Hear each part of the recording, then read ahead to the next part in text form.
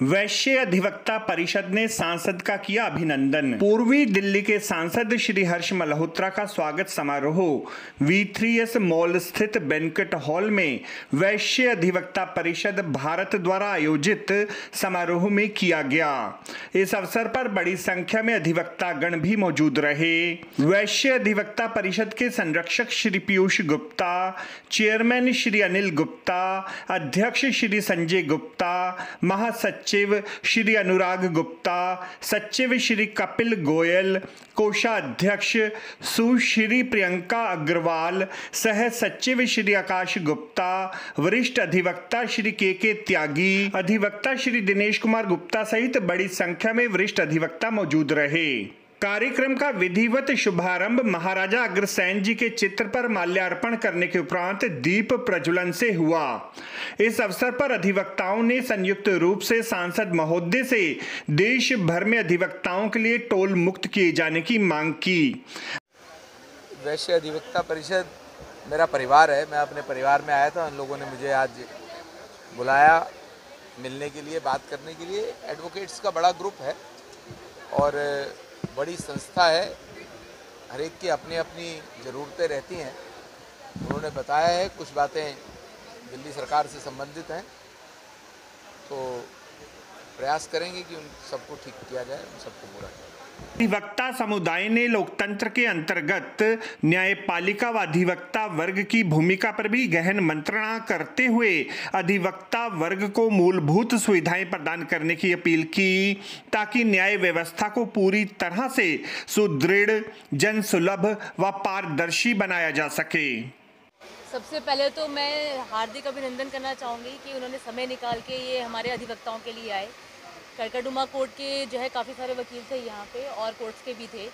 हमारी जो माननीय मंत्री जी के सामने जो हमारी मांगे थी, वो मांगे थी एक तो सारे अधिवक्ताओं के लिए पूरे जो है भारत में अपना टोल फ्री रहे, ठीक है, क्योंकि बहुत सारी इमरजेंसीज होती हैं। कई बार वकीलों को बेल्स के लिए, स्टे के लिए तो इधर से दूसरी एक स्टेट से दूसरी स्टेट में जाना पड़ता है, तो वहाँ पे बहुत समस्याएं होती हैं टोल के लिए और समय जो है कम रहता है अधिवक्ताओं के पास।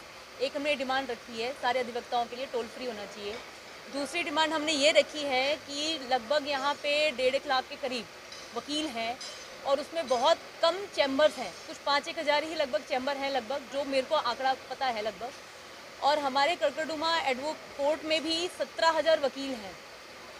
एक फ्लोर पे लगभग 28 चैम्बर के करीब हैं और 4 ब्लॉक हैं, तो आप ये सोचो सिर्फ 400 के 500 के करीब ऐसे इतने चैम्बर्स हैं, ज़्यादा चैम्बर्स नहीं हैं।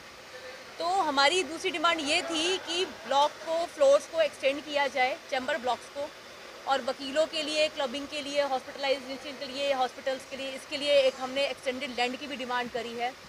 और हमारी तीसरी डिमांड ये है कि सब्सिडाइज कैंटीन होनी चाहिए, जैसे बाकी और मंत्रालयों में होती है, उस तरीके से वकीलों के लिए, अधिवक्ताओं के लिए सब्सिडाइज कैंटीन होनी चाहिए।